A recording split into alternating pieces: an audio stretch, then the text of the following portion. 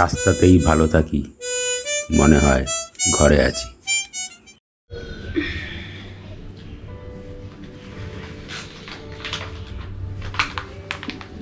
High, আমি শুভ্র। আজকে আমার সেকেন্ড বইটার গল্পটা বলবো। তো এই হলো, আগে দেখিয়ে নিই। এই হলো আমার সেকেন্ড বই, যেমন খুশি সাজো, গো অ্যাজ ইউ লাইক। তো 10 বছর ধরে তো ছবি তুলছি। তো এই রিসেন্ট হঠাৎই আইডিয়া এলো আঁকতে আঁকতে যে একটা বই করাই যায় এইভাবে। অনেকদিন ধরেই ভাবছিলাম, নানান পাবলিশারের সঙ্গে কথা হচ্ছিল, কিন্তু যেভাবে বাল্কে প্রিন্ট করতে হয় তো আমার পক্ষে সম্ভব না। সাডেনলি একদিন রাত্রিবেলা আঁকছি, আঁকতে আঁকতে স্কেচ বুকে, ওই স্কেচ বুকটা দেখে আমার মনে হলো যে এই বইটাকেই তো বইয়ে কনভার্ট করা যেতে পারে, ছবির বইতে। তো সেই ভাবার পরের দিন কাজে লেগে পড়া। তো সেই এবার র্যান্ডাম এত ছবি, 10 বছরের ছবি, অত ছবিকে 35টা ছবিকে বাছা সহজ কাজ নয়। তখন ঠিক করলাম একটা সিরিজ হিসেবে করব। তো প্রথম বইটা হচ্ছে এইটা, 1 সেকেন্ড। প্রথম বই হচ্ছে এইটা, চিড়িয়াখানা, যার ভিডিও আর মেকিং লিঙ্ক আমি নিচে ডেসক্রিপশানে দিয়ে দিচ্ছি। এটা হচ্ছে আমার প্রথম বই। 1-2 সপ্তাহের মধ্যেই আমার সেকেন্ড বইও চলে এলো, ভাবা যায় না। এটা সেকেন্ড বই। তো এই বইটার যেমন খুশি সাজো, এটার নামকরণের কারণ হলো যে ছোটোবেলায় আমাদের দুর্গাপুজো প্যান্ডেল, সরস্বতী পুজো, জগদ্ধাত্রী পুজো আমাদের কোয়ার্টারের সামনে হতো। তো ওখানে প্রতিযোগিতা বলতে ওই হাঁড়ি ভাঙার প্রতিযোগিতা, মোমবাতি নেভানোর প্রতিযোগিতা, মিউজিক্যাল চেয়ার, তার সঙ্গে যেটা সবথেকে ইন্টারেস্টিং লাগতো আমার, সেটা হলো গো অ্যাজ ইউ লাইক। নানান, কখনো থিম বেসড হতো, কখনো যে যেমন খুশি সেজে আসতো। স্বামী বিবেকানন্দ, কে রবীন্দ্রনাথ, কে হিন্দু মুসলিম নিয়ে একটা সম্প্রীতির বাণী, আরও নানান ধরনের ক্যারেক্টার, কে ভিখারি, কে ধনী, কেউ ডুয়েলে আসতো, তারা কন্ট্রাস্টলি একটা প্লে করতো, অভিনয় করে দেখাতো। তো দারুণ মজার ব্যাপার ছিল। তার সাজগোজ, তার প্রসেসিং, তার সব কিছু ডিটেলিং দেখতাম। আমি নিজে কখনো পার্টিসিপেট করিনি। তো তো সেদিন এই সেকেন্ড বইয়ের থিম ভাবতে ভাবতে আমি ছবি হিসেবে সিলেক্ট করেছিলাম যে মানুষ ছাড়া নানান আকৃতি, নানান শেপ, নানান জিনিস, অবজেক্টের মধ্যে আমি মানুষকে খুঁজে বার করবো, প্রত্যেকটা বিভিন্ন ক্যারেক্টার। সেই হিসেবে ছবিগুলো তোলা হয়েছিল বিভিন্ন সময়, বিভিন্ন স্থানে, বিভিন্ন দিনে। তো সেইগুলোকে আমি একত্র করলাম 35টা বেছে বেছে। তারপরে বাছার পর যেটা দাঁড়ালো, যখন আমি বাছার পর ছবিগুলো দেখা শুরু করলাম, তখনই আমার মাথায় এলো, আরে এটা তো সেই গো অ্যাজ ইউ লাইকের মতো অনেকটা ফিল দিচ্ছে। তো ব্যাস, ইনস্ট্যান্ট, আমাকে বেশি ভাবতে, মানে আমার প্রসেসিংটাই এরকম, হঠাৎ করে কিছু মাথায় আসে আর সেটা ধরে আমি এগোতে থাকি। ইনস্টিংক্টকে রেসপেক্ট করি, আমার নিজের ইনস্টিংক্টকে প্রায়োরিটি দিই। তো সেই হিসাবে গো অ্যাজ ইউ লাইক, যেমন খুশি সাজো, বইটার নামকরণ হয়ে গেল। একটা ছোটোবেলার সঙ্গে একটা স্মৃতি যোগাযোগও রইল, সেই একটা নতুন কিছু দেখানোর চেষ্টাও হলো, একটা অন্যরকম একটা জগতে নিয়ে যাওয়ার একটা মজাও রইল। তো সেই হিসেবে বইটা বানানো হয়েছে। তো প্রথমে তো অর্ডারিংটা তো করিনি, পরপর এমনিই ছবিগুলো দেখছিলাম। তারপর যখন বইয়ের আকারে যখন ছবিগুলো কাটা হলো, সব কিছু রেডি হলো, এবার তো পেস্টিংয়ের ব্যাপার। তো তার আগে একটা খুব ভাইটাল প্রসেস হয় অর্ডারিং, ছবিগুলোকে একটা লার্জার পিকচারের মধ্যে ফেলা। এই প্রত্যেকটা ইন্ডিভিজুয়াল 35টা ছবি তো ইটসেলফ এক একটা স্টোরি, এক একটা ক্যারেক্টার, সে তো রইলই। র্যান্ডামলি দিয়ে দিলে তো মজা থাকছে না। তো এটাকে একটা গল্পের মধ্যে ফেলা যেতে পারে। তো তো সেটাকে ভাবা শুরু হলো। এবার ভাবতে ভাবতেই ভাবছি আর একটা একটা করে ছবি দেখছি। তো সেই হিসেবে আমি একটা চেষ্টা করেছি যে একটা go as you like program হচ্ছে। তো থিমটা ওই রকম যে একটা মানুষের প্রথম রূপ, প্রথম অবয়ব, তার দুটো চোখ, যার কোনো সেটা যে মানুষ হবে পরে গিয়ে তখনও কেউ কিছু বুঝতে পারেনি, এরকম একটা ছবি দিয়ে শুরু হচ্ছে। তো ধীরে ধীরে সেটা কখনো তার একদম অন্তিম সত্য বা অন্তিম পর্যায়ে গিয়ে বইটা শেষ হচ্ছে। তো তার মাঝে অনেক কিছু, অনেক জার্নি। তো এর ওই মানুষটির ভ্রূণাবস্থার পর তার হালকা হালকা বড় হওয়া, তার বেড়ে ওঠার তাগিদ, তার আদিম রূপ, আদিম মানব কেমন দেখতে ছিল, অ্যানসিয়েন্ট কালের স্ট্রাকচার, বাইরের বিদেশ, মিশর, তারপর ধীরে ধীরে তার সেই মানুষটা আমাদের এখনের যে আদল, যে গঠন, সেই গঠন নিচ্ছে আস্তে আস্তে। তারপর আদিম যুগের নানান প্রফেশন, এন্টারটেনমেন্টের জন্য মানুষ কী করতো তার একটা গ্লিম্পিস থাকছে। তো তারপর নানান প্রফেশন ঢুকছে, নানান দেশে প্রফেশনস, তাদের গেট আপ কেমন হয় সেরকম সেইগুলো আসছে। তারপর ধীরে ধীরে আরও কিছুটা এগিয়ে যুদ্ধের ফাইটাররা আসছে, লড়াই করে বেঁচে থাকা। তার মাঝখানে আমাদের মতো সাধারণ মেরুদণ্ডহীন প্রাণীও থাকছে, প্রাণী মানে মেরুদণ্ডহীন মানুষও থাকছে। তো তারপর থাকছে আপনার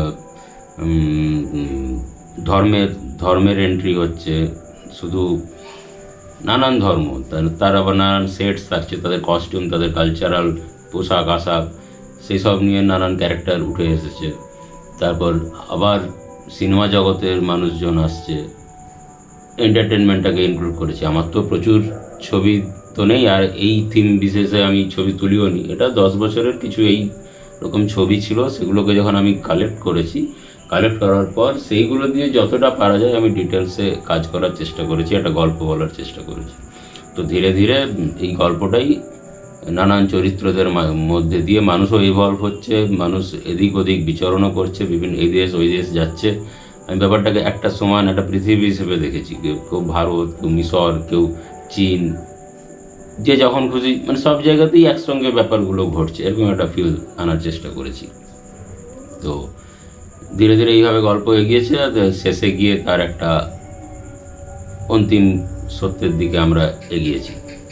ছবির থ্রু আমরা সেটা, ক্যারেক্টারের থ্রু আমরা সেটা দেখানোর চেষ্টা করেছি আমি। তো এই হলো, আর বেশি কথা বাড়িয়ে লাভ নেই।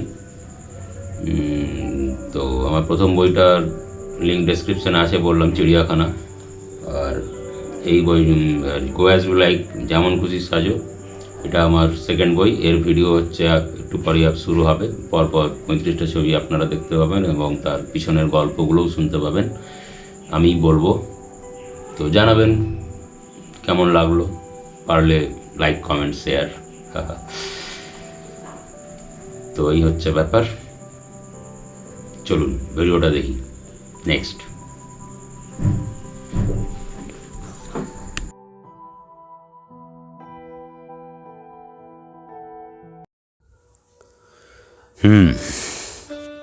তো শুরু করা যাক। এই হলো বইয়ের কভার, যেমন খুশি সাজো, গো অ্যাজ ইউ লাইক। এই ছবিটা তুলেছিলাম, কভারে যেটা আছে সামনেরই একটা কাঁটা তারের বেড়া, তার একদম উপরের পোর্শনটা দেখে মনে হচ্ছে একটা মা বসে আছে, তার সামনে একটা ছোট্ট বাচ্চা আদুরে ভঙ্গিতে মায়ের দিকে তাকিয়ে বসে আছে। একটা বিউটিফুল হিউম্যান মোমেন্ট, যে মোমেন্টটা সমস্ত প্রাণীকুলকেই রিপ্রেজেন্ট করতে পারে। মা আর শিশু, একটা জেনুইন, একটা পিওর মোমেন্ট। ভাবলাম এটাই কভার হিসেবে ভালো যাবে। ওকে, এটা আমার সেকেন্ড বই। পরের প্রথম ছবি এখন একটু দেরি আছে, তার আগে একটা ছোট্ট ব্যাপার আছে, দেখা যাক। আমি ঝাড়গ্রামের রাস্তায় তুলেছিলাম ছবিটা। রাস্তাতেই ভালো থাকি, মনে হয় ঘরে আছি, এটা আমার লাইফের ট্যাগলাইন। তারপরের পেজেই আসছে একটা ছোট্ট লেখা, দুষ্টু লিখেছে আমার ব্যাপারে, বেশ সুন্দর গুছিয়ে লিখেছে। ইংলিশ মিডিয়াম তো, তাই ইংলিশে লিখেছে, অপূর্ব লিখেছে। যদি লেখাটা পড়েন তাহলে বুঝতে পারবেন, খুব স্পেশাল এটা আমার কাছে। এইটা আমার বইয়ের প্রথম ছবি, এটা দিয়ে বইটা শুরু হচ্ছে। এক দৃষ্টিতে বেশ কিছুক্ষণ তাকিয়ে থাকলে ধীরে ধীরে একটা মুখ ফুটে উঠবে। ছবিটা স্ক্রিনে কতটা বোঝা যাবে জানি না, যে হাতে নিয়ে দেখবে সে বুঝতে পারবে। এটা একটা দেওয়ালের একদম নিচের দিকে, আশেপাশে কোথাও আগুন টাগুন লাগিয়েছিল হয়তো দেওয়ালের পাশে শীতকালে, তো তার যে পুড়ে যাওয়া অংশটা, পুড়ে যাওয়ার পর যে ছাপটা দেওয়ালে পড়েছে, সেই ছাপের একদম খুব মাইক্রো একটা ক্লোজ আপ থেকে এটাকে খুঁজে বার করা। দেখে মনে হচ্ছে একটা মুখ ধীরে ধীরে ধীরে ধীরে ধীরে ধীরে ফুটে উঠছে। যখন মানুষ, সে হয়তো প্রথম আবির্ভাব, হয়তো এটা মানুষই হবে একটা সময় গিয়ে, পরের অবস্থায় গিয়ে, তখনও কেউ জানে না। এটা সেই সময়ের সেই অবস্থার ছবি, এটা প্রাণের উৎসের, একটা প্রাণের প্রথম ছবি হিসেবে দেখা যেতে পারে এটাকে। আমি অ্যাটলিস্ট এইভাবেই দেখেছি, ওই জন্য গল্পটাকে এইখান থেকে শুরু করলাম। ছবির গল্পের যা থিম, বইয়ের যা থিম, সেই অনুযায়ী। তারপরেই যে আসছে তার একটা ভ্রূণ অবস্থা। মানুষ একটা প্রাণের ভ্রূণ অবস্থায় যেমন থাকে, যেমন দেখতে লাগে, খানিকটা সেরকম দেখাচ্ছে এখানে। তাই এটা একটা রাস্তা দিয়ে যাচ্ছিলাম, রাস্তার পাশেই মেন রোডের হাইওয়ের একদম গা ঘেঁষেই একটা গাছে এরকম গাছের একটা গাঁট এরকমভাবে দেখা যাচ্ছিলো। এটা খুবই ছোট, কিন্তু ক্লোজে গিয়ে দেখলে একটা আলাদাই জগৎ সৃষ্টি হচ্ছে। এটা প্রাণ ওখান থেকে খুঁজে পাওয়া যাচ্ছে। আষ্টে পৃষ্ঠে একটা সবুজ লতা গাছ জড়িয়ে রেখেছে, যেমন পেটের ভিতরে যেরকম আগলে রাখে ওই ভ্রূণটাকে সমস্ত কিছু। সেই হিসেবে আমার মনে হলো এই ছবিটা এখানে খুব জাস্টিফাইড, যে আসছে আগামীর জন্য। তারপরের ছবি হামাগুড়ি। একটা ছোট্ট শিশু ধীরে ধীরে বড় হচ্ছে, তার বেড়ে ওঠার যে তাগিদ থেকেই সে বেড়ে ওঠে। অ্যাকচুয়ালি এটা মানুষের একটা জীবের ধর্ম। সে ধীরে ধীরে উপরের দিকে ওঠার চেষ্টা করছে। এটা বেসিক ইনস্টিংক্টের মধ্যে পড়ে, মানুষের সারভাইভের একটা অংশ। একে দেখে বোঝা যাচ্ছে উপরের দিকে ওঠার চেষ্টা করছে, প্রচুর চেষ্টা করে, কষ্ট করে। ছোট থেকেই তার এই টেন্ডেন্সিটা দেখা যাচ্ছে। হামাগুড়ি।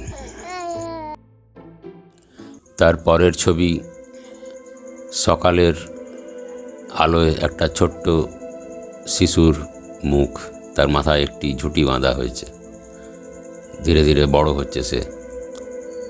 ছবিটা তুলেছিলাম আমাদের বাগানে,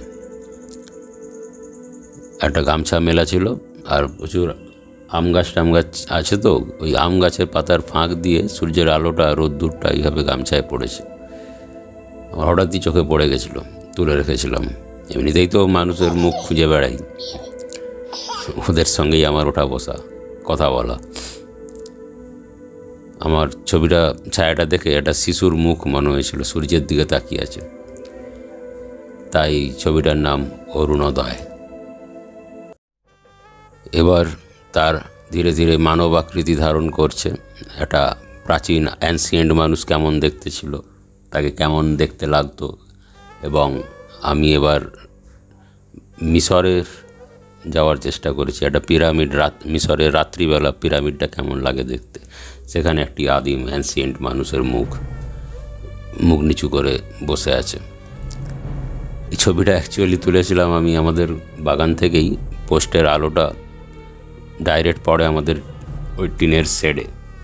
ওই টিনের শেডের একটা কর্নার এমনভাবে বেরিয়ে আছে যেটা একমাত্র ওই স্ট্রিট লাইটের আলোটা যখন পড়ে একমাত্র তখনই এই শেপটা তৈরি হয়। ওটা আমার হঠাৎই চোখে পড়েছিল, এমনি জাস্ট টাইম পাস করছিলাম বসে বসে। ঘরে ঢুকতে যাব, ঘুরেছি, টার্ন নিয়েছি, দেখি এরকম একটা মুখ আমার চোখে পড়লো। রোজই বসি, রোজই ওই স্ট্রিট লাইট জ্বলে, রোজই ঘরে ঢুকি টার্ন নিয়ে, কিন্তু সেদিন একে দেখেছিলাম। দারুণ না? প্রাচীন মানব, মিশর, পিরামিড। এবার ইন্টারন্যাশনাল হলো একটু।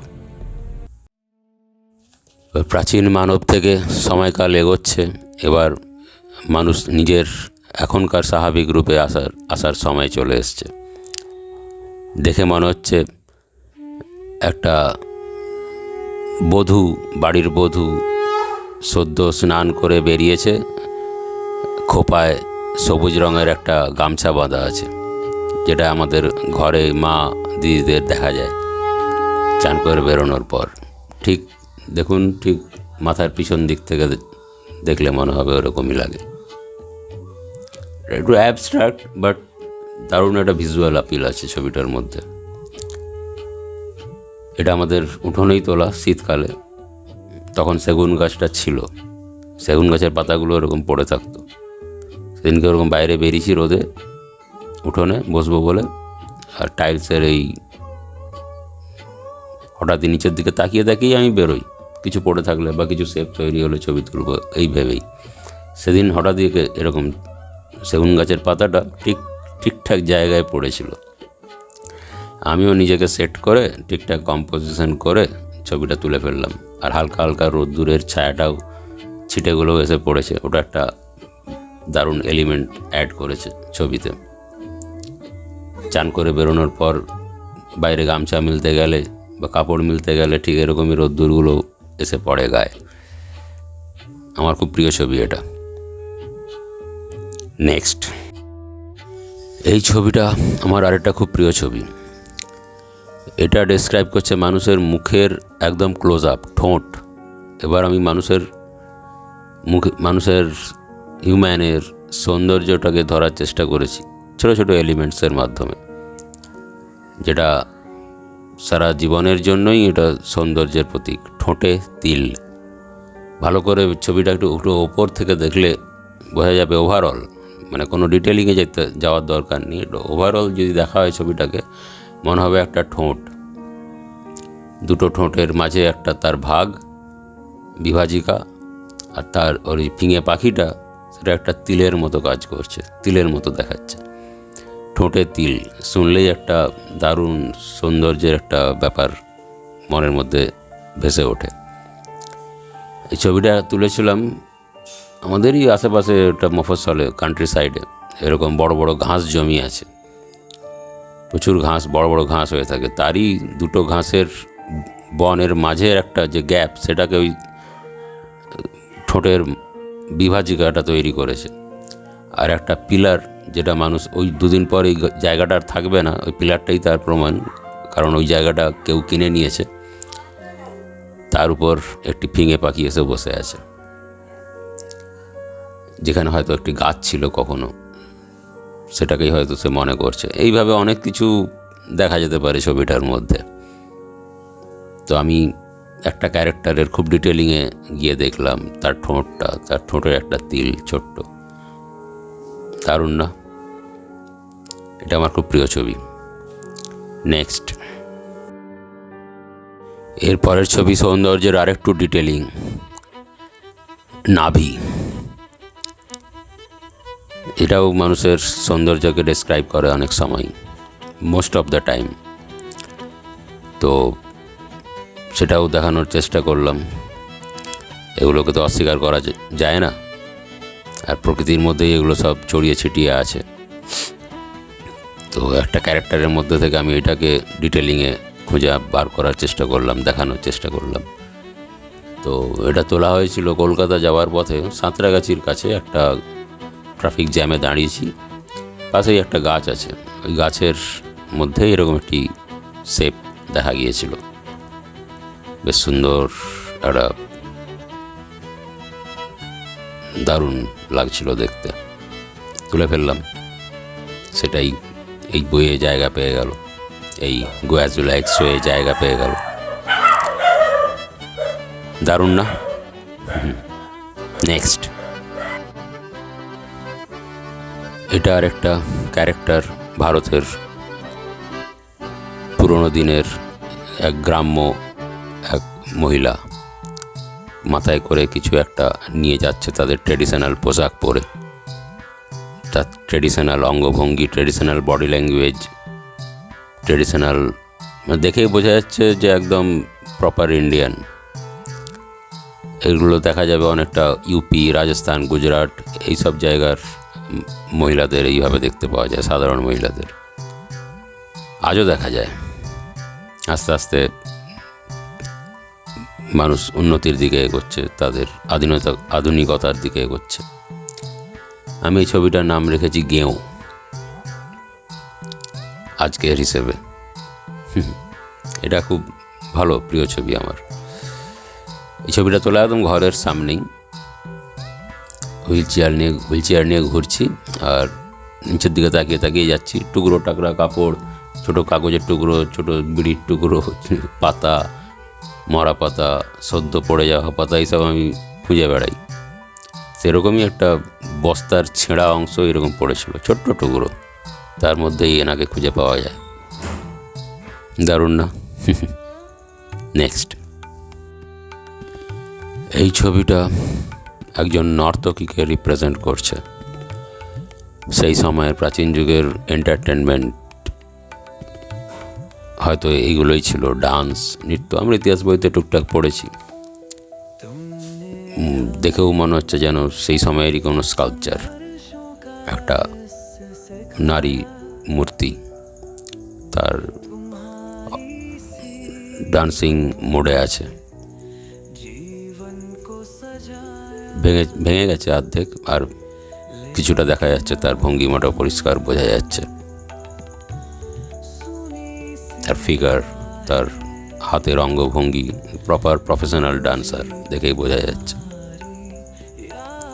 তো ক্যারেক্টারগুলো আস্তে আস্তে গ্রো করছে, শো আরও জমে উঠছে, তাই না? ছবিটার নাম নর্তকী। ছবিটা তুলেছিলাম আমাদেরই খড়গপুরেরই একটা রেলওয়ে কলোনির ওইদিকে। প্রচুর এরকম শুকনো গাছ আছে, বড় বড় আছে, দাঁড়িয়ে আছে, পড়েও নি, কোনোদিন পাতা টাতা হয় না, এরকম মরা গাছ হয়েই রয়ে গেছে। তার মধ্যে থেকে এনাকে খুঁজে পাওয়া গেছে। এই ছবিটার নাম চৈনিক চাষি। আবার আমি একটু ইন্টারন্যাশনালে গেলাম, চীনের চাষিদের খানিকটা এরকম দেখতে হয়। ফার্মার, মাথায় এরকম একটা পাতার সুন্দর ত্রিভুজাকার টুপি থাকে, বিশাল বড়, যেখানে বৃষ্টির জল, রোদ্দুর সব আটকে যায়। আর ভালো করে দেখলে চীনা লোকেদের খোঁচা খোঁচা সরু সরু দাড়ি, সেটাও লক্ষ্য করা যাবে। আর একটা ঝুঁকে যাওয়া বডি ল্যাঙ্গুয়েজ, হাত দুটো নামানো, মাথাটা একটু নিচু করা, একটা হাম্বল, একটা সফট একটা ক্যারেক্টার। চৈনিক চাষি, চাইনিজ ফার্মার, এই ছবিটাও আমার খুব প্রিয়। আস্তে আস্তে মানুষ সেই সময়ের ফার্মিংকে রিপ্রেজেন্ট করছে, সেই সময় ফার্মারদের রিপ্রেজেন্ট করছে। মানুষ যখন চাষ শিখলো, সেই সময়কার মানুষদের রিপ্রেজেন্ট করছে। ছবিটা তুলেছিলাম কোনো একটা গ্রামের দিকে, যে ধান কেটে দেওয়া নয়, সরি, এটা কোনো একটা জলা জায়গায়, ওই জলে যে ঘাসগুলো হয় না, বেশ চ্যাপ্টা চ্যাপ্টা পাতা, সেইগুলোই এরকম লটকে পড়েছিল, তার রিফ্লেকশন পড়েছিল জলে, সাদা জল পুরো, আর পাতাগুলো এরকম রিফ্লেকশন পড়ে এরকম একটা অবয়ব তৈরি করেছিল। সেখান থেকে এনাকে খুঁজে পাওয়া, এনার সঙ্গে দেখা, দারুণ না? আমার তো খুব প্রিয় ছবি এটা, চৈনিক চাষি। নেক্সট, এই ছবিটা সেই সময়ের আরেকটা প্রফেশনকে রিপ্রেজেন্ট করছে, আদিম প্রফেশন। যখন জলযান সবে মানুষ নদীতে যাতায়াত শুরু করলো, হান্টিং, ফার্মিং, ফিশিং শুরু করলো, সেই সময়কার মানুষকে রিপ্রেজেন্ট করছে। মাঝি, যা আজও বর্তমান, সারা পৃথিবী জুড়ে আজও এদের এদের সিচুয়েশান, এদের অবস্থানের বিশেষ উন্নতি হয়নি, কিন্তু এরা আজও আছে সেই প্রাচীনভাবে, এখনও এরা সারভাইভ করে। মাঝি, এই ছবিটা তুলেছিলাম এরকমই একটা পুকুরে, রাস্তার পাশে যে পুকুরগুলো হয় না, এটা ডোবা টাইপের, তাতে এরকম একটা শেপ, খুব ছোট্ট, এটা কিন্তু খুব একটা শুকনো ডাল পড়েছিল, তার মাথায় এরকম একটা শুকনো ডাল এইভাবে শেপ নিয়ে দাঁড়িয়েছিল। আর জলে কিছু একটা পোকা জাতীয় কিছু ছিল, যে ওই ওয়েভটা তৈরি করেছিল, ওই রিপেলটা। তো আমি ওয়েট করছিলাম যাতে একটা রিপেল তৈরি হয়, যাতে ছবিতে একটা প্রাণ সৃষ্টি হয়, ওই শেপটা, মানুষের মতো শেপটা যেন একটা প্রাণ পায়, ছবিটাতে একটা মোশন তৈরি হয়। তো ওয়েট করার পর সাডেনলি ওরকম জলের পোকা একটা হয়তো নড়ে উঠেছে, ব্যাস রিপেল তৈরি। আমি শাটার প্রেস করেছি, ছবিটা তৈরি হয়েছে। এই ছবিটাও খুব প্রিয় ছবি আমার, মাঝি।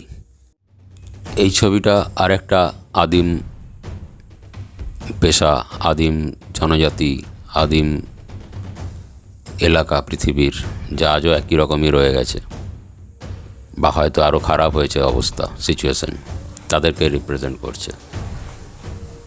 মগাদিসুর জলদস্যু, আফ্রিকার। ভালো করে দেখলে বোঝা যাবে একটা মুখের রিফ্লেকশন পড়েছে, একটা মুখের শেপ তৈরি হয়েছে জলটার মধ্যে, আর সেটা প্রায় অনেকটাই দেখতে ওইখানকার মানুষদের মতন, আফ্রিকান মানুষদের মতন। জলে রিফ্লেকশনটা পড়েছে, তার মানে ওইখানেই ওরা আছে, ওই নৌকোর মধ্যেই ওরা যাতায়াত করছে, তাই ওই মুখের রিফ্লেকশনটা ওইখানে পড়েছে।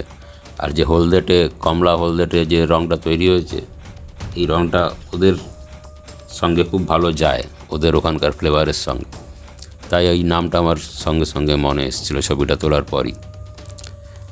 মগাদিসু নামটাই শুধু মাথায় করে, অন্য কোনো নাম আমার মাথায় আসছিলই না। মগাদিসুর জলদস্যু, এরা আজও একই রকমই রয়ে গেছে।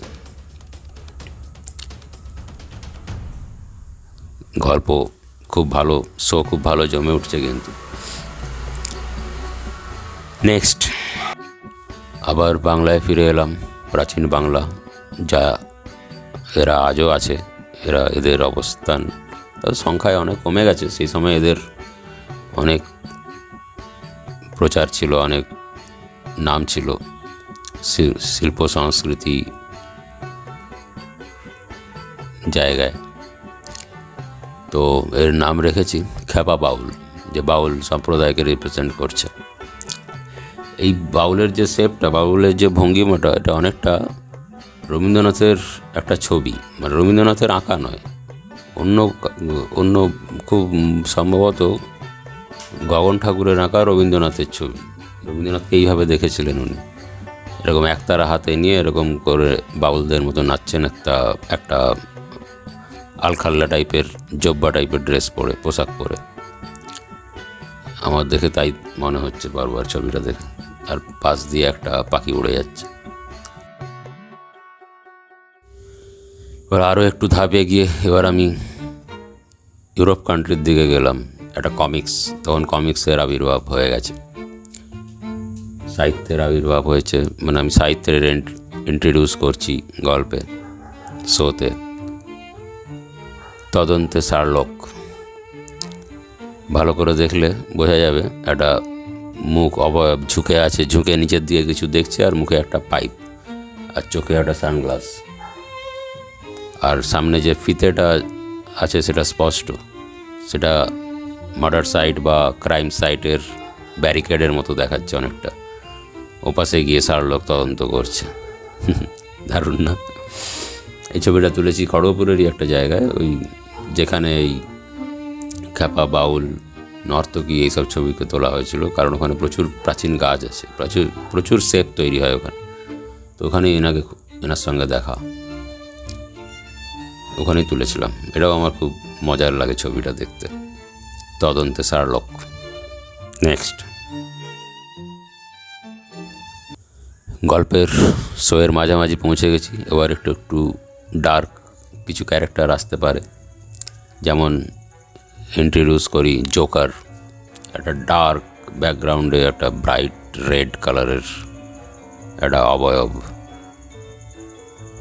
আপাত দৃষ্টিতে কুল, কিন্তু খুব ক্লোজলি দেখলে ডেঞ্জারাস। তার নানান শেপ, তার মুখের আকৃতি সব কিছু মিলিয়ে একটা ভয়ানক একটা চিল ফিল দিচ্ছে, তাই না? জোকার হিসেবে দেখেছি একে আমি। ছবিটা তুলেছিলাম বলরামপুরের দিকে, আমাদের এখানে একটা সাঁওতাল আদিবাসী পাড়া। ওখানে ওদের জামা কাপড়ের রঙ খুব উজ্জ্বল হয়। ওদেরই বাড়ির সামনে একটা বেড়ায় রাস্তার ধারে, ওর একটা বাচ্চার গেঞ্জি, লাল টকটকে রঙের একটা গেঞ্জি মেলা ছিল। আর উপর থেকে ব্যাক সাইড থেকে সানলাইটের রোদ্দুরটা খুব শার্প আসছিল, ওই জন্য ওরকম একটা সুন্দর আলো তৈরি হয়েছে। আর ওই গেঞ্জির ইয়েগুলো, হাতলগুলো চোখের মতো তৈরি করেছে। ওই আলোটা এত শার্প ছিল, ওই কারণে এগুলো পুরো ডিটেলিংয়ে দেখা গেছে। এখানেই তো আলো ছায়ার মজা, দারুণ। আমার তো দারুণ লাগে ছবিটা। নেক্সট, এবার শোতে শিল্পীর এন্ট্রি হলো প্রথম। একজন শিল্প পেন্টিং জগতের একজন নামজাদা লোক, তাকে রিপ্রেজেন্ট করছে। ছবিটার নাম গোফের দালি, না দালির গোফ। ভালো করে লক্ষ্য করলে একটা অ্যাবস্ট্রাক্ট পেন্টিংয়ের মতো মনে হচ্ছে, এবং সেই পেন্টিংয়ে একটা মুখের অবয়ব, সাইড প্রোফাইল, আর তার একটি সুন্দর সরু গোঁফ বেরিয়ে এসছে নাকের কাছ থেকে, যেটা অনেকটা দালির গোঁফের মতো, তাই না? আর তার সাথে এরকম অদ্ভুত নীল, লাল, কমলা, ডার্ক ব্লু, নানান রঙের ছটা, একটা অ্যাবস্ট্রাক্ট ভাব, একটা পেন্টিং ভাব, যে ধরনের পেন্টিং দালি আঁকতেন। এই ছবিটা তুলেছিলাম খড়গপুরেরই কান্ট্রি সাইডের দিকে। সন্ধ্যাবেলা ফিরছি, তো সন্ধ্যাবেলা একটু আমি ধীরে ধীরে গাড়ি চালিয়ে ফিরি, কারণ সন্ধ্যের কিছু অদ্ভুত ছবি তৈরি হয় যেটা দিনের আলোয় সম্ভব হয় না। একটা ব্লু আওয়ার থাকে না, ব্লু আওয়ার থেকে একদম ডার্ক আওয়ারের ঠিক এন্ট্রি হবে, সেই সময়ের একটা রং ওয়েট করে থাকি। আর রাস্তায় যদি গাড়ি যাতায়াত করে, নানান রকম লাইট ট্রেল তৈরি হয়, শাটারটাকে সুন্দরভাবে কাজে লাগানো যায়। তো সেটারই ফসল এইটা। ওই যে নিচে যে কমলা রঙের আলোটা দেখা যাচ্ছে স্পার্কের মতো, ওটা অ্যাকচুয়ালি একটা গাড়ির হেডলাইট, সরি ব্যাকলাইট। আর ওই গোঁফটা, ওটাও কোনো লাইটেরই অংশ, পার্ট হবে। আর যে শেপটা তৈরি হয়েছে, ওইখান দিয়ে তো একটা বাইক যাচ্ছিলো, আমি ব্যাক সাইডে ছিলাম, ব্যাক থেকে তুলেছি। ওই নাকের যে শেপটা এসছে, ওটা একটা বাইকারের কনুই। মজার ব্যাপার না? গোফের দালি, না দালির গোফ। নেক্সট,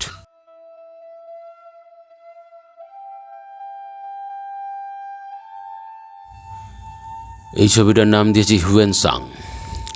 এ রিপ্রেজেন্ট করছে আমাদের এক্সপ্লোরারদের, আদিম এক্সপ্লোরার যারা, যা এদের আজও রমরমা। তবে অ্যাকচুয়াল এক্সপ্লোরার এরাই ছিল, পায়ে হেঁটে ঘুরতো। মানে এদের মতো হতে পারলে তো লাইফ পুরো আলাদাই। এইভাবেই বাঁচা উচিত অ্যাকচুয়ালি। ভালো করে দেখলে, যেমন সেই হিউয়েন সাংয়ের বই টইগুলো বা ইন্টারনেটে যে ধরনের ছবি অ্যাভেলেবেল, হিউয়েন সাংয়ের মুখটা খানিকটা এইভাবেই আঁকা হয়, এইভাবেই দেখানো হয় আমাদের। এরকম সরু সরু টানা টানা চোখ, একদম মাথাটা এরকম, মুখের কাছটা এরকম গোল, একটা সুন্দর একটা মিষ্টি ফেংসুই ভাব আছে ছবিটার মধ্যে। এই ছবিটা তুলেছিলাম রাস্তায় যেতে যেতেই, একটা লতানো গাছ, একদম ছোট্ট লতানো, কোনো জংলি গাছের একদম সেই লতানো যে স্প্রিংয়ের মতো এগুলো হয় না, ওরই একটা ছোট্ট অংশ জুম করে তুলেছিলাম।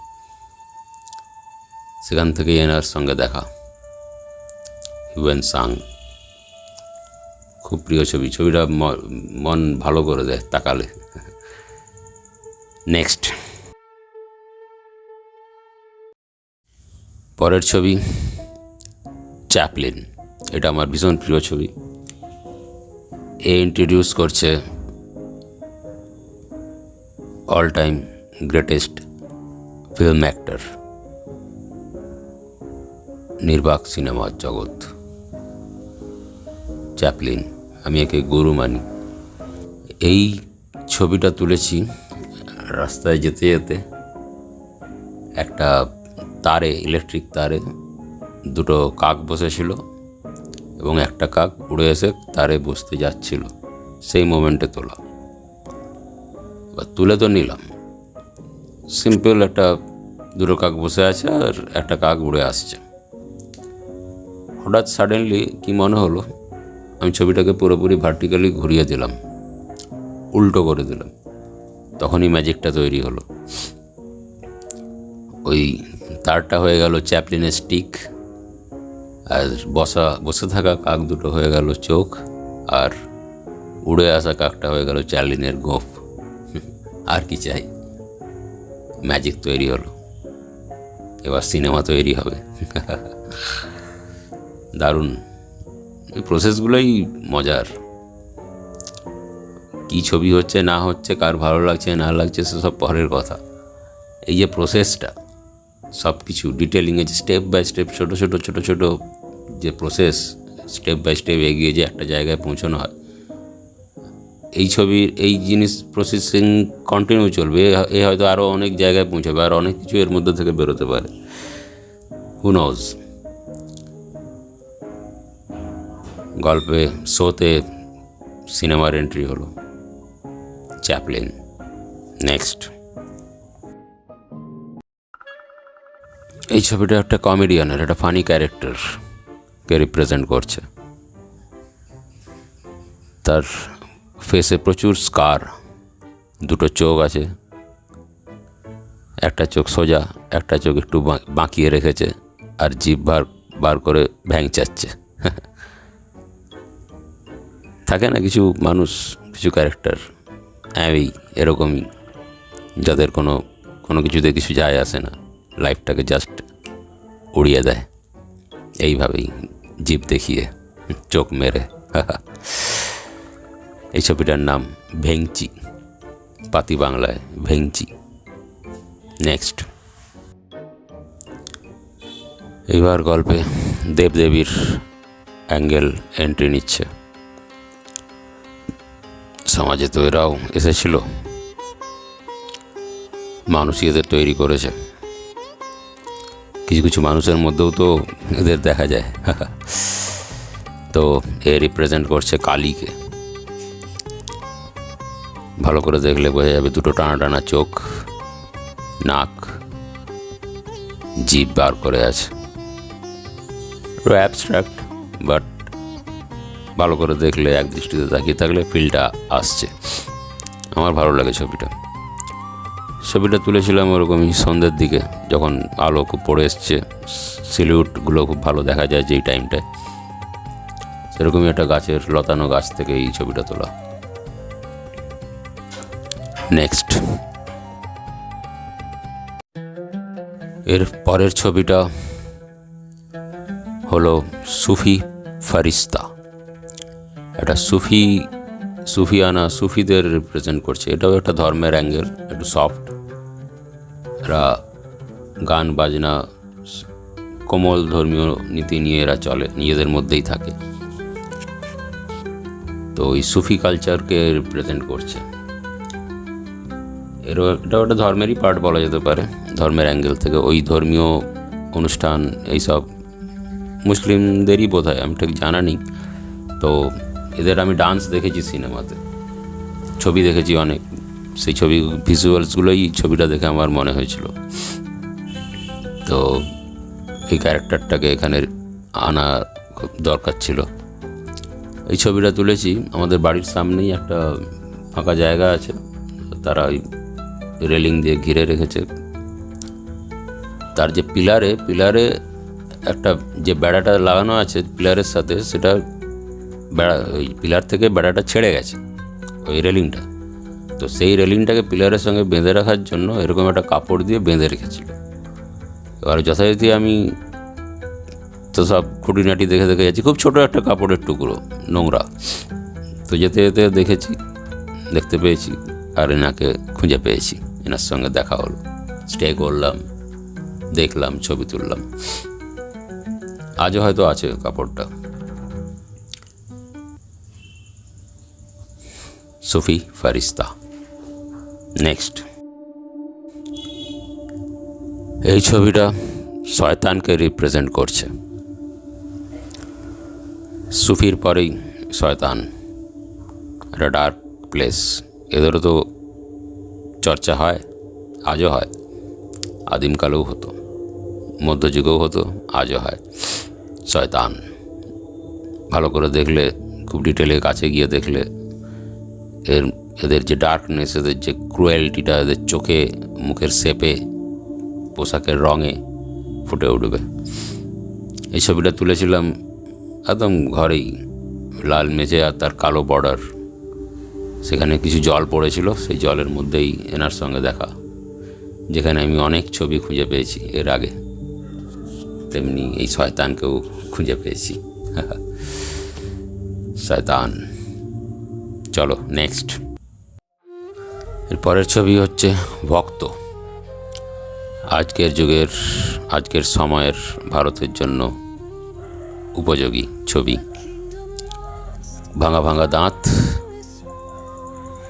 কপালের চারদিকে ফুটো, চোখ একটা বড় একটা ছোট, আর মাথায় স্পষ্ট গেরুয়া তিলক, যেটাই সব থেকে পারফেক্ট, যেটাতেই সব থেকে বেশি ইম্পর্টেন্স দিয়েছে এই ভদ্রলোক। আর পান খেয়ে, গুটকা খেয়ে দাঁতগুলো সব পড়ে গেছে। সরি, কিছু মনে করবেন না। এ ভক্তকে রিপ্রেজেন্ট করছে। ভক্ত মানে বুঝতেই পাচ্ছেন, ভক্তর অনেক মানে হয়, তো এই ছবির ক্ষেত্রে ভক্ত নামটা কেন সেটা বোঝা যাচ্ছে নিশ্চয়ই। তো এনারও এন্ট্রি হয়ে গেল। নেক্সট, এর পরের ছবি হলো নিধিরাম সর্দার। ঢাল, তরোয়াল, ঢালটা নেই, তরোয়ালটা আছে বেশ বড় সড়ো, বেশ সুঠাম একটি দেহ, দু পা ফাঁক করে সুন্দর একদম দাঁড়িয়ে আছে, কেউ একে পার করে যেতে পারবে না। মাথায় তিলক কাটা, চওড়া মুখ, চওড়া পেট, একদম পায়ে নাগরা পরে দাঁড়িয়ে আছে পাহারাদার নিধিরাম সর্দার। তরোয়ালটা ঘ্যামা আছে। এই ছবিটা তুলেছিলাম ওই রকমই, ওই জলে, একটা স্বচ্ছ সাদা জল, মাঠে জমে থাকা, ধান জমিতে ধান কেটে দেওয়ার পর যে জলটা জমে থাকে, তার মধ্যে এই ধরনের ছোটো ছোটো ওই কলমি লতার মতো গাছ হয় ঘাসের, তো তারই পাতাপত্র এগুলো, আর তারই রিফ্লেকশন দিয়ে এই অবয়বটি তৈরি হয়েছে। একটা অদ্ভুত জগৎ তৈরি হয় ওই জলগুলোয়, যদি দেখা যায় ঠিক করে। নিধিরাম সর্দার। নেক্সট, ওই নিধিরাম সর্দার সাহসী একটি পাহারাদারের পরেই আসছে মেরুদণ্ডহীন। এ রিপ্রেজেন্ট করছে আম আদমি, সাধারণ মানুষকে, ছাপোষা মানুষ যাদেরকে বলা হয়, যাদের চারিদিক থেকে যারা জর্জরিত থাকে, যাদের প্রচুর পিছু টান, কোনোভাবে তাদের আর এতই জড়িয়ে পড়ে সব কিছুর সাথে যে আর নিজের নড়ার ক্ষমতা থাকে না, নিজের কোনো ডিসিশন নেওয়ার ক্ষমতা থাকে না, সেরকম একটা ক্যারেক্টারকে রিপ্রেজেন্ট করছে। এর স্পাইনলেস বলা যেতে পারে। ভালো করে দেখলে বোঝা যাচ্ছে একটা মানুষ এরকম ঝুঁকে পড়ে আছে একটা জায়গায়, যার নিজে সোজা হয়ে দাঁড়ানোর ক্ষমতাও নেই, চারপাশ থেকে আঁকড়ে ধরে রেখেছে। প্রত্যেকটা তার এক একটা অবস্ট্যাকেল হিসেবে দেখা যেতে পারে একটা মানুষের, সাধারণ মানুষের, আমার আপনার মানুষ, এদের সঙ্গে রিলেট করা যেতে পারে। যে জিনিসটা একটা একটা নিধিরাম সর্দারের সঙ্গে এর রিলেট করবে না, তাই ওকে ঢাল করে ওর পিছনে স্পাইনলেস মানুষটিকে আমি রেখেছি, তার এন্ট্রি হয়েছে, যে ওকে প্রোটেক্ট করছে নিধিরাম সর্দার। তার আগে একটা ধর্মের ঝড় বয়ে গেছে, সেই সব কারণও এদের স্পাইনলেস হওয়ার একটা বড় কারণ, ভীতু করে দেওয়ার একটা বড় কারণ। পুরো এইভাবেই গল্পটা কিন্তু এগোচ্ছে, ক্যারেক্টারগুলো এন্ট্রি নিচ্ছে এইভাবেই, একটা লার্জার পিকচার এর মধ্যে দিয়ে ফুটে ওঠানোর চেষ্টা করা হচ্ছে। মেরুদণ্ডহীন এই ছবিটা তুলেছিলাম গাড়ি থেকে কলকাতা যাওয়ার পথে। হাইওয়ের উপরে একটা ছোট জায়গা পেরোচ্ছিলাম, একটা মফস্বল টাইপের জায়গা, সেখানে ইলেকট্রিক ওয়্যারের মধ্যে এরকম একটা কাপড় জড়ানো ছিল, সেটাই গাড়ির জানলা দিয়ে জুম করে তুলেছিলাম। তখনই একে আমি এই হিসেবেই দেখে নিয়েছিলাম, মেরুদণ্ডহীনের স্পাইনলেস প্রাণী হিসেবে, স্পাইনলেস মানুষ হিসেবে। ওকে, নেক্সট। তারপরেই এন্ট্রি নিল রাজপুত বীর যোদ্ধা। ভালো করে লক্ষ্য করুন, ধর্মের ঝড়, ভক্ত, তারপরেই আসছে নিধিরাম সর্দার ওদের ধর্ম থেকে বাঁচানোর জন্য। ঠিক নিধিরাম সর্দারের পিছনেই স্পাইনলেস মানুষ, মেরুদণ্ডহীন প্রাণী মানুষ, যা আমাদের মতো মানুষদের রিপ্রেজেন্ট করছে, সাধারণ কমন ম্যান। ঠিক তারপরেই আসছে রাজপুত বীর যোদ্ধা, মানে আরেকজন ফাইটার। এই দুই ফাইটারের মাঝে আমরা সাধারণ মানুষরা সারভাইভ করছি, ওরা আছে বলেই। হ্যাঁ, এবার রাজপুত বীর যোদ্ধা কেন?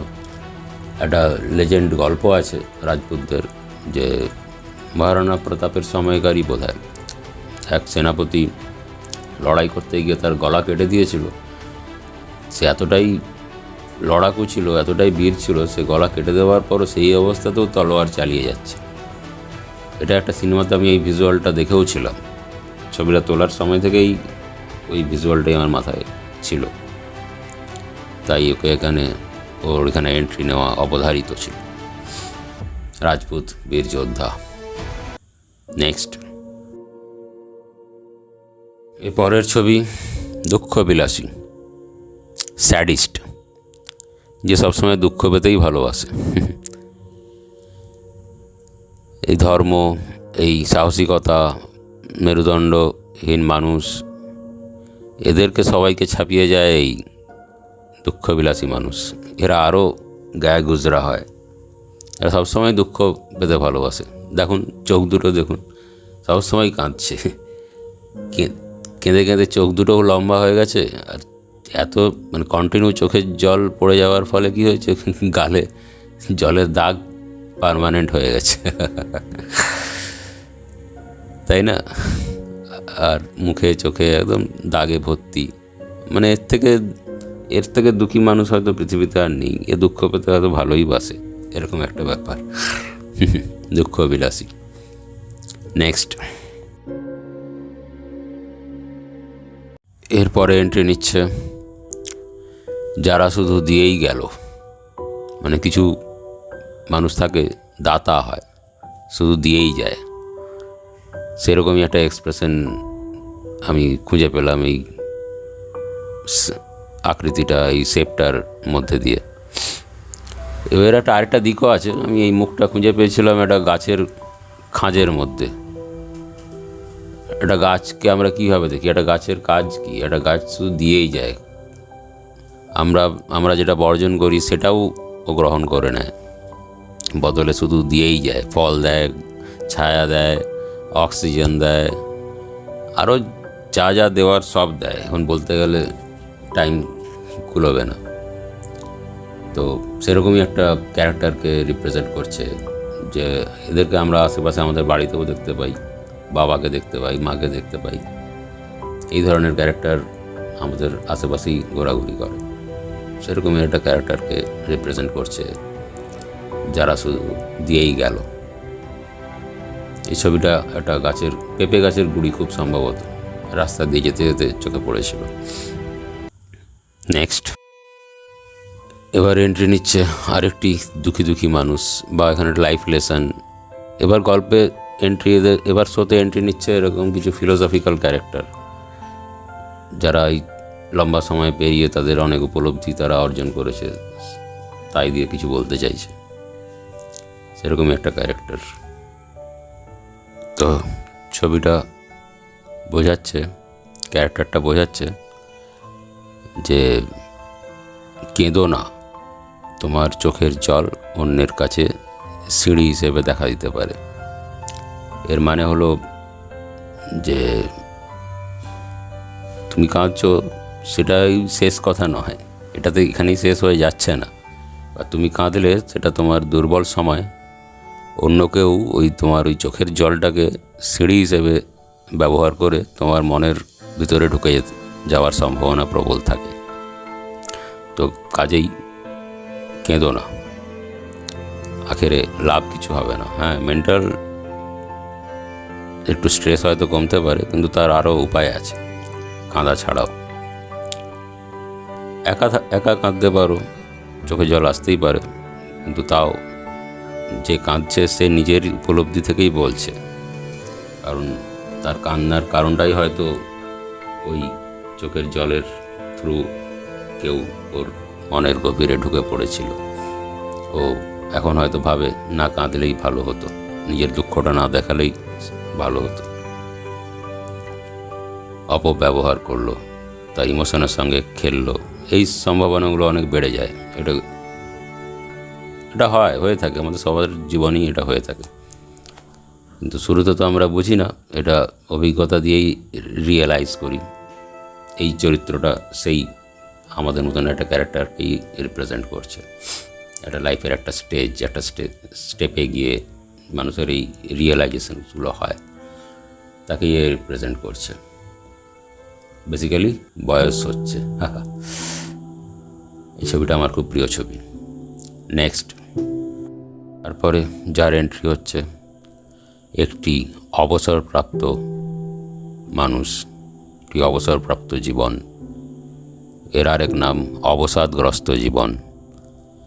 ছবিটির দিকে ভালো করে তাকালে বোঝা যাবে, খুব ডিটেলিংয়ে যদি ভালো করে নোটিস করা যায়, একটা বয়স্ক মুখে দাগে ভর্তি, চামড়া কুঁচকে যাওয়া একটা মুখ, হাঁ করে আছে, চিৎকার করছে, মুখে একটা দাঁত নেই, চোখের কাজটাও যেন ঢাকা পড়ে গেছে, চারিদিক দমবন্ধ পরিবেশ, আর কিছু দড়ি দিয়ে টেসে পুরো মুখটাকে বাঁধা আছে, আষ্টে পৃষ্ঠে বেঁধে রেখেছে, চেঁচাচ্ছে, চেঁচিয়ে যাচ্ছে, কি করবে বুঝতে পারছে না, কি বলবে বুঝতে পারছে না, কোনো হেল্প চাইছে, হেল্প পাচ্ছে না, মানে কেউ ওর কথা শুনতেই পাচ্ছে না, এরকম একটা ফেসিয়াল এক্সপ্রেশন। এর দিকে তাকিয়ে থাকলে আমার নিজের তো জীবনের শেষের দিকে এই ধরনের অভিজ্ঞতাগুলোই হয়, এই ধরনের সিচুয়েশনসের মধ্যে দিয়ে মানুষ যায়। তো সেরকমই একটা ক্যারেক্টারকে রিপ্রেজেন্ট করছে।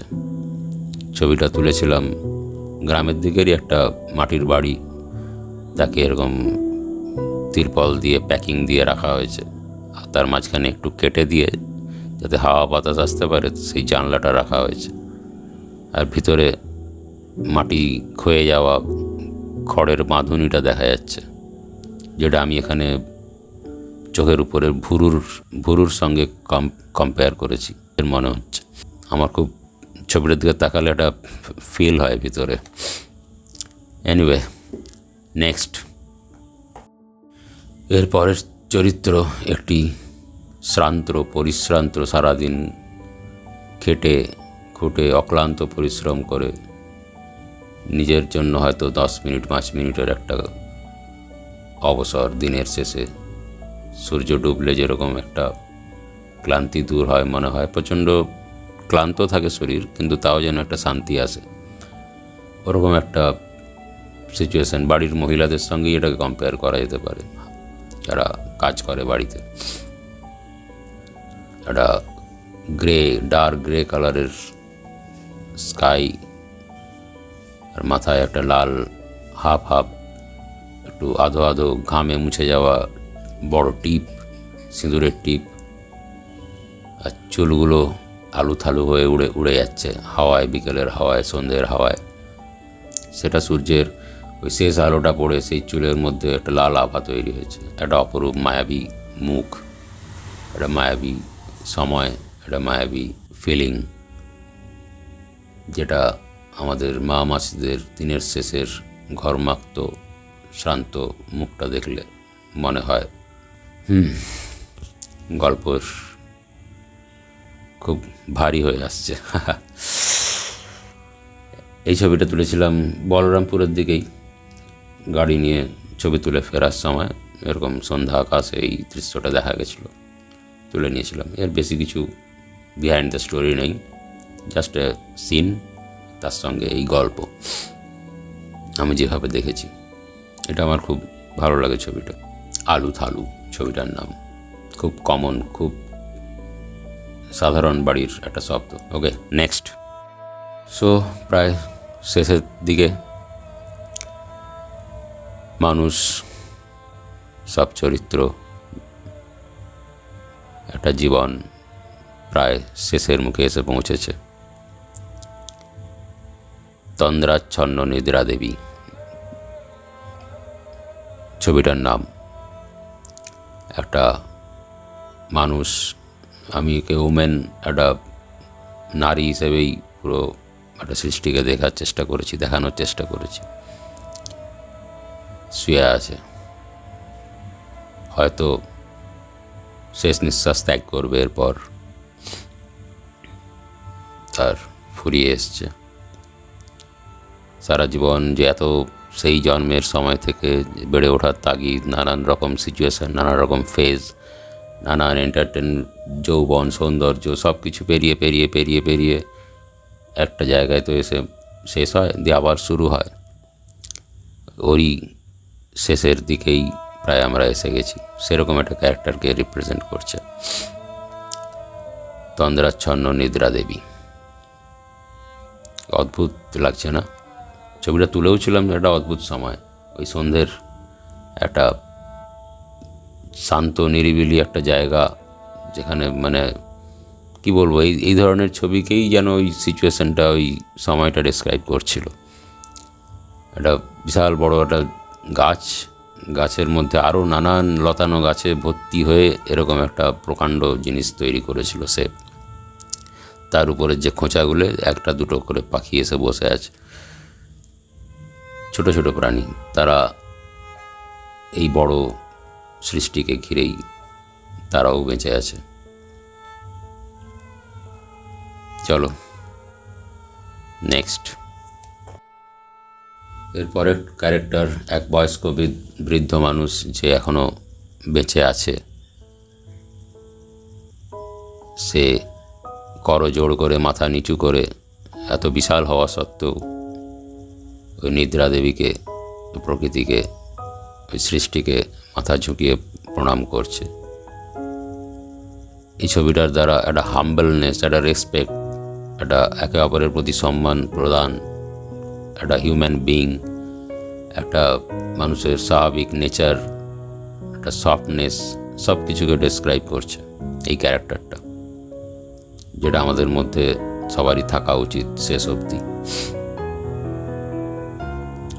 তো এরকমই একটা ক্যারেক্টারকে রিপ্রেজেন্ট করছে, নিদ্রা দেবীর সামনে মাথায় ঝুঁকিয়ে দাঁড়িয়ে আছে। এই ছবিটাও সেম সময় তোলা, আকাশে একটা পার্পেল হেজ তৈরি হয়েছে, তাই এই ছবি নিদ্রা দেবীর পরে। এবার গল্পের শোয়ের প্রায় শেষ, এবার আমরা শোয়ের ইতি টানব। ওকে, লাস্ট ছবি, বাট নট দ্য লিস্ট। এই যে অন্তিম সত্য, এই সেই নিদ্রা দেবীর মুখ ক্লোজ আপ ওপর থেকে দেখা যাচ্ছে। ধীরে ধীরে ধীরে ধীরে একটা নীলচে ভাব গ্রাস করছে পুরো ছবিটাকে, পুরো মুখটাকে, দিয়ে আস্তে আস্তে মাটির সঙ্গে মিলিয়ে যাচ্ছে, যেন মনে হচ্ছে মুখটা। পুরো বডি নিশ্চিহ্ন হয়ে গেছে, শুধু মুখটুকু এখনও বাকি আছে। একটা চোখ বড় হয়ে, ক্ষত হয়ে নিচের দিকে নেমে এসছে, একটা চোখ ঢুকে গেছে, সরু হয়ে উপর দিকে উঠেছে। নাকের স্থান পাল্টে গেছে, মুখের স্থান পাল্টে গেছে, মুখ সরু হয়ে নিচের দিকে ঝুলে এসছে, চুল টুল আর কিছুই দেখা যাচ্ছে না। এটাই অন্তিম সত্য। এইভাবেই একটা প্রাণ, একটা জীবন মিলিয়ে যায়, আবার নতুন শুরু হয়। এবার শুরুর একদম প্রথম ছবিটা মনে করুন, একটা পোড়া দেওয়ালের ছাপ, সেখান থেকে এক দৃষ্টিতে কিছুক্ষণ তাকিয়ে থাকলে ধীরে ধীরে একটা মুখ ফুটে উঠছে। উঠছে, মানে বেরিয়ে আসছে, তার জন্ম হচ্ছে, জন্মের মুহূর্ত। সেইখান থেকে পুরো জার্নি, এত কিছু পেরিয়ে, এত দেশ বিদেশ ঘুরে, নানান ক্যারেক্টার্সের মধ্যে দিয়ে, নানান ওঠা নামা, ধর্ম, শয়তান, মেরুদণ্ডহীন প্রাণী, জীবনের নানা ফেজ, এন্টারটেনমেন্ট, চাষি, মাঝি, কত জীবনের নানান ফেজ, নানান উপলব্ধি, শেষের দিকে কত উপলব্ধি হয় আমাদের, অবসরপ্রাপ্ত জীবন, তাদের কষ্ট, সেই সব কিছু, সব ইমোশনসের মধ্যে দিয়ে আমরা গিয়ে আলটিমেটলি ওই যেইভাবেই আমরা উঠে এসেছিলাম ঠিক সেইভাবেই আমরা আবার মিলিয়ে যাচ্ছি ধীরে ধীরে। এটাই এই গো অ্যাজ ইউ লাইক, যেমন খুশি সাজোর আজকের প্রোগ্রামের থিম ছিল। 35টা ক্যারেক্টার আপনাদের সামনে প্রেজেন্ট করলো এই শোটা। কেমন লাগলো জানাবেন। হ্যাঁ, এটাই অন্তিম সত্য। আবার দেখা হবে নতুন কোনো বইয়ের সাথে, নতুন কোনো গল্প, নতুন কোনো থিম। হু নোজ, আমি জানি না এখনও কী গল্প হবে, কী বই হবে। তো এতটুকুই, জানাবেন কেমন লাগলো। আর আগের বইটার লিঙ্ক আমি ডেসক্রিপশানে দিয়ে দেবো, দেখে নেবেন ইচ্ছে হলে। ওকে, আর কথা বাড়াবো না। Good bye. Unofficial journey of Shubhra. ভালো থাকবেন। লাইক, কমেন্ট, শেয়ার করতে হলে করবেন। বাই।